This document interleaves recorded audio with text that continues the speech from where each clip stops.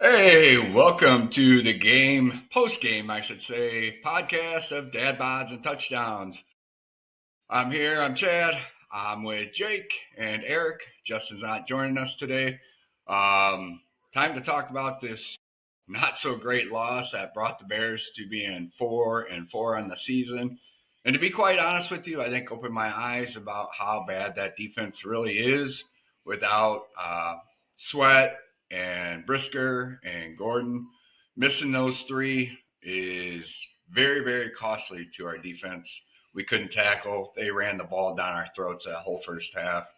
Um, Go ahead, guys. I'll let you guys start going. And Well, Eric, you might want to announce to everybody that you are live on our TikTok. So, It says it has to verify my age, so it might take a little bit, just a little bit. okay. All right, no problem. Go ahead, guys. Let's start talking about the game. shit show. Absolute shit show. Yeah. As Yeah. we kind of talked on, in the other podcast, some changes need to be done with the coaching. I mean, a lot of those calls, there was one drive, I can't remember which drive it was, but we seemed like we were moving the ball rushing, and then they went four passes, and then next thing you know, we're kicking a field goal. Yeah. Yeah. I would agree. I agree with that. I guess what I noticed, I don't know if you guys noticed as much, is we were passing a lot, definitely. Everybody should have noticed that.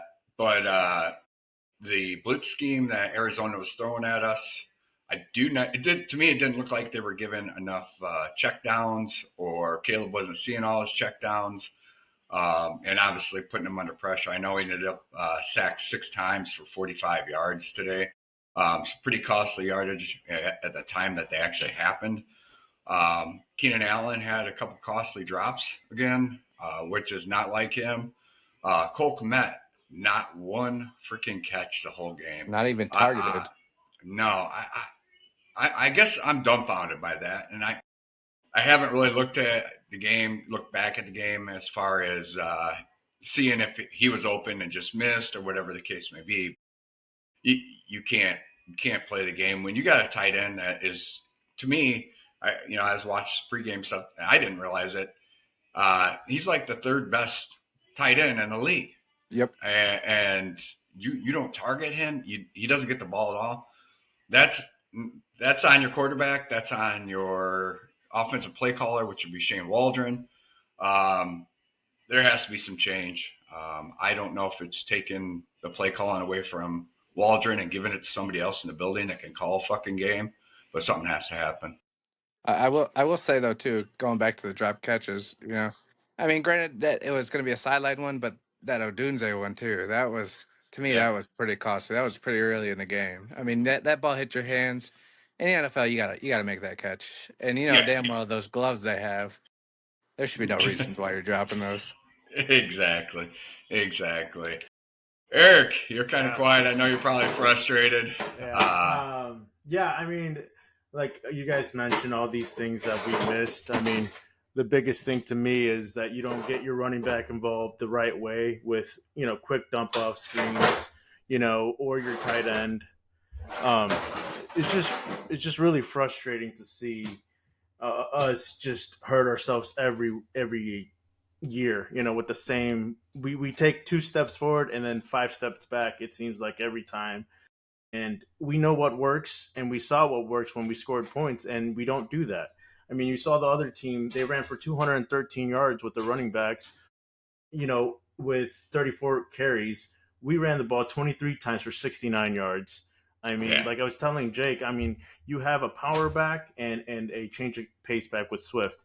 You use a power back to soften them up, and then you throw in your change of pace back, and you just Yeah. gash them for yards. And Right. they don't do that. It's just simple football things. You don't throw the ball 41 times and think you're going to be okay, or go in an empty package with your line being soft. I mean, I don't comprehend where we think this is a good coach and a good coaching staff. And Right. if something doesn't change, I mean, he's 18-0 now on the road.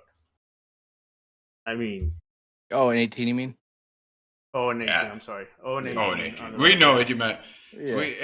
And we also lost to them the first time in how many years? I forgot what. Yeah, we were out there. Exactly. So I mean, maybe he shouldn't have said that this was more of a home game. Maybe he shouldn't have said that. Yeah. So just my thought process. No, Yeah. I agree. The thing is, guys, we've got New England next, and it's a tough schedule after that. You go to we face Green Bay, we face Minnesota, we go to Detroit, we go to San Francisco, we go to Minnesota, and then Detroit's at home. Dude, we're gonna be lucky to win a game out of that with the way we played today. I mean, I the agree biggest with thing that 100%. yeah, like from now, I mean, like it's looking like last year, kicking field goals. Field goals ain't gonna win you games, especially against Detroit, Minnesota, those division games. You have to score. You have to make every Yeah. opportunity you can. Like with that fumble. Eric and I were watching the game together, and I told him I was like, we have to get 7 out of this, and I mean that turns right there, and we kick a field goal. I mean that's a momentum killer, big time. Yeah, it was a really sad game. It was. Yeah. I think overall, this is the thing. I agreed with the benching of Stevens in that first two possessions. I would have been okay with the whole quarter or half for what had transpired from last week. But when it comes down to it, when you're missing Sweat, Gordon, and Brisker, I mean, Jesus, 3 guys I know that are impact guys on defense still shouldn't matter that much that your defense is getting, like, I forgot who was commentating, but they said gashed our defense, and they were. I mean, they opened holes that we could have drove our cars through at points in that game, There was one run towards the end too. This kind of got me a little bit because I pointed it out to Eric, but one of the last runs that Swift had, all the linemen were facing the offense. No one Right. was blocking downfield, and then Swift came, and he almost ran into our lineman. And like I told Eric, I was like, "What the hell are we doing?" I was like, "Why are we stopping?" Yeah. In football, you never stop. You always go to the whistle. Right. Right. No, and there's no reason why you should be turned around looking at your quarterback. Right. Right. I mean, that's ridiculous. Yeah, I completely agree. I just the frustration's real when it comes to watching that game.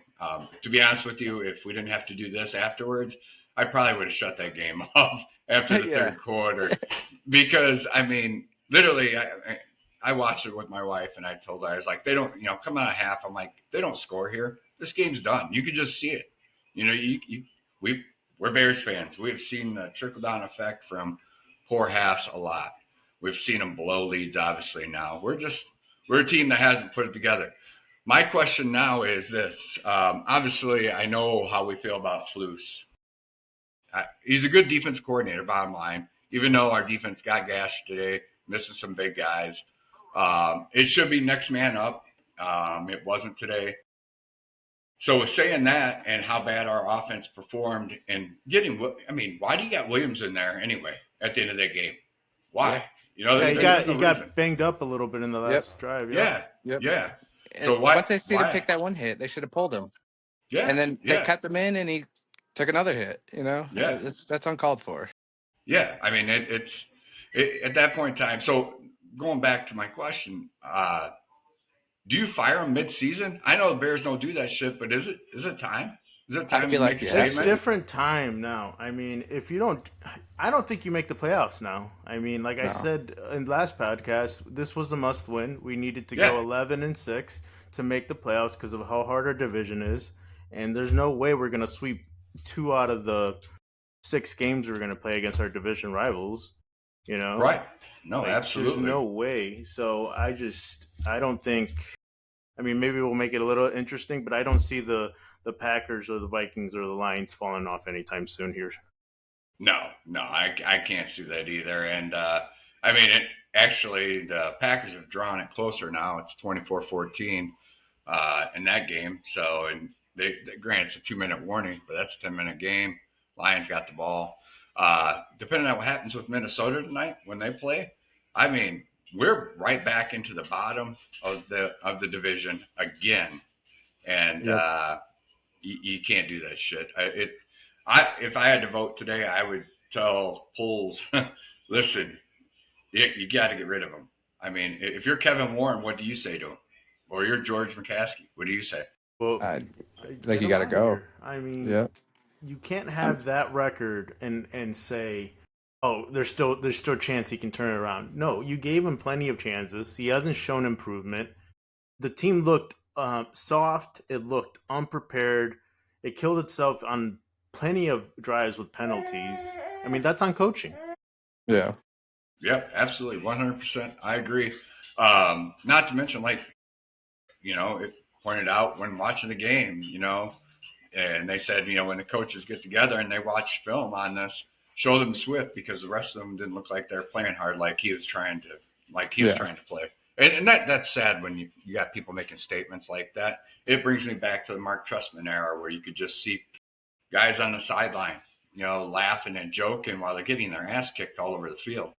And that's not an exaggeration. We got our ass kicked on the field today. Yeah. If I don't see any emotion from this head coach on this interview and he just states the positive like he always does, I need something. I mean, if he keeps it all in house, okay. But how can we as fans care more than they do? You know what I mean? Like, No, it's crazy to me. right. Now let me ask you a question. Everything that transpired over last week with the Washington deal, everything that was wrapped up inside him coming out and saying, "Hey, listen, I wish when it came to the play calling, DJ Moore was very vocal about it and said, "Hey, listen, I don't know why we're handing it off to to a lineman when we're in that situation." And Eberflus came out and said, "Yeah, we understand. We like them to be boisterous, but yet we want to keep it in house. We want to keep it in house." I mean, your players are obviously. I got a question going into this game. If they're like, okay, we're keeping it in the house now, we're showing you that what you're calling ain't fucking working, and maybe that's where the quit's coming from. Yeah. And It which has it to. makes sense. I mean, you got Eh, unhappy players, it's going to show on the field. I mean, You it know? has to. Something needs to change. I mean, I just can't handle this mediocrity again where you get your hopes up and you're just going to ruin your rookie quarterback again. I mean, this is Yeah, really just comes down to him. Is right. Matt Eberflus going to be the person that's going to make him a Super Bowl caliber quarterback? And I don't think he is, or the coaches Yeah. So, around him. I'd agree. I'd agree. And I know Eric, myself, and you both have been supportive of Waldron when he first got hired. Actually, a little excited about that. I will say I think we're wrong. I Oh think yeah, we're wrong 100%. I mean, hmm we should have seen that coming. Honestly, I just you get your hopes up and you try not to be a homer, but I'll right. take it. I'll agree. It was a bad hire by us. I mean, it is what it is. I mean, there's some things on Twitter saying that Matt Eberflus wouldn't have hired anybody that would be a danger to his job. That he's scared of that. Like Yeah. like Washington's offensive coordinator. Like he didn't want anybody to overshine him. I don't know if that's true or not, but that's speculation on the internet. Yeah. Yeah. I mean, Which you can't be a coach that's scared to for your no. job. I mean, what you should want everybody that's good around you to make your players better around you because it's going to make you look good Exactly. at the end of the day. Absolutely. Absolutely 100%. Um, Going into the Pats game, how you guys going to feel about this one? To be honest, I'm not. All faith for me has gone out the door right now. I mean, we started off, scoring, looking decent, getting better, and now it's back down to that slump. And once we hit that slump, it usually doesn't come out to the end of the season. So Yeah. it's This, one of those this, things. this is the deal. You figure we have to win that Pats game. We have to win the Seattle game. And we better pull one out of those division games we got just to hit 7-10 on the year. Just to hit 7-10 on the year. That's the same record as we had last year, right? Our team is way better than Washington. Our team is way better than the Cardinals. The Cardinals are ranked 25th on every single category on defense and Yeah, lower than that. and we made them look Yeah. like a competent defense because we we got don't know how embarrassed. to scheme a offense to make our best players shine. It's ridiculous. I will Right. say the one thing too that I pointed out to Eric, one of the stats that came up at the very beginning of the game, when we had the ball is we're besides one, I mean we're 31st in one of them, but besides all the other ones, we're dead last when it comes to scoring anything in the first quarter. I Yeah. mean that just says something right there too. I mean you can't win a game if you're not out there setting the tone, and usually Yeah. that tone is set from that first drive. And without having that tone setter, Hey, listen. it's gonna be tough. I'll be honest with you. That first drive of the game, I actually was happy with. I really question that call on Borum, him being not set on the line. Listen, I've Yeah, that's seen tackles that are way far more off the line. I question that, but that's what killed that drive. And I'm not blaming Borum for that because, like I said, you see it all the time. I mean, truly. Questioned a lot of plays on that, or a lot of ref calls on that. That yeah. field goal where they had whatever supportiveness or Oh whatever it yeah, was, leverage. leverage, Leverage. yeah, Yeah, where they had yeah. leverage. I've seen lots of players do that before, never been called. I don't know, but that turned into a touchdown. That was another Yeah. momentum swing. I Yep. mean, there was a lot of Yep. questionable. I mean, there's a face mask on that fourth down play against Williams when he got sacked. He literally got his face mask turned, but Right. didn't get a call there. But I mean, Right. But you can't just blame it all on roughing, obviously. But no. We lost that game because our defense didn't play well. I mean that's what that comes down to. Not the refs didn't cost us the game, but I will say this: I thought that on that first possession might have been the best first possession of a game that I've seen by the Bears until it got killed by that penalty coming down the field.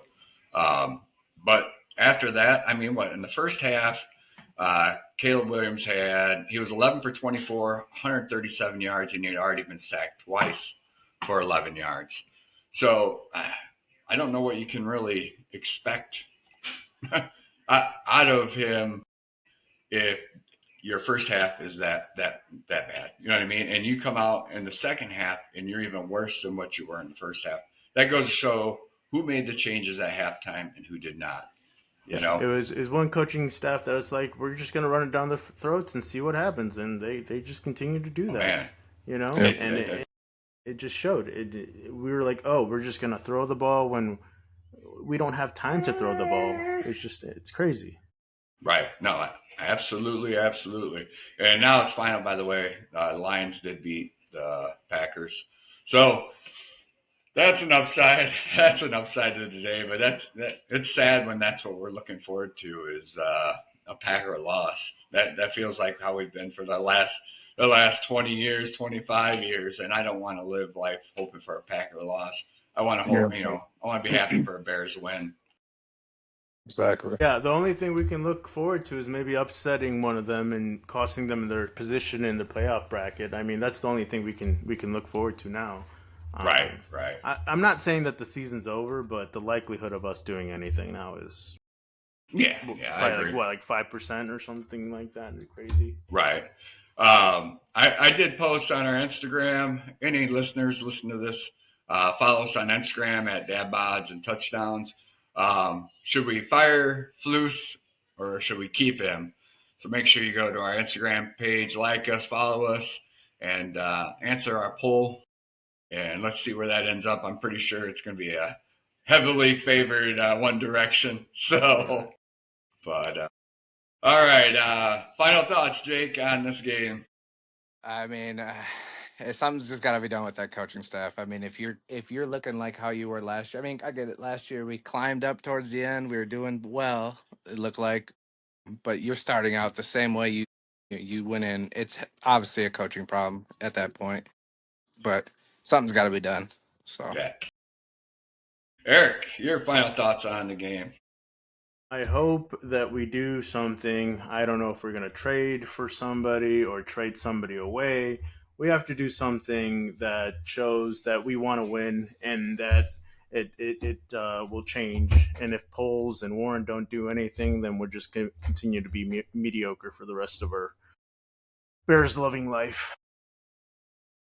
All right. Well, my thought process is similar to Eric. I think we definitely got to win next week, and we definitely got a tough road ahead. I'd like, and I know he was not active today. I'd like to see Herbert traded, along with a pick if we have to.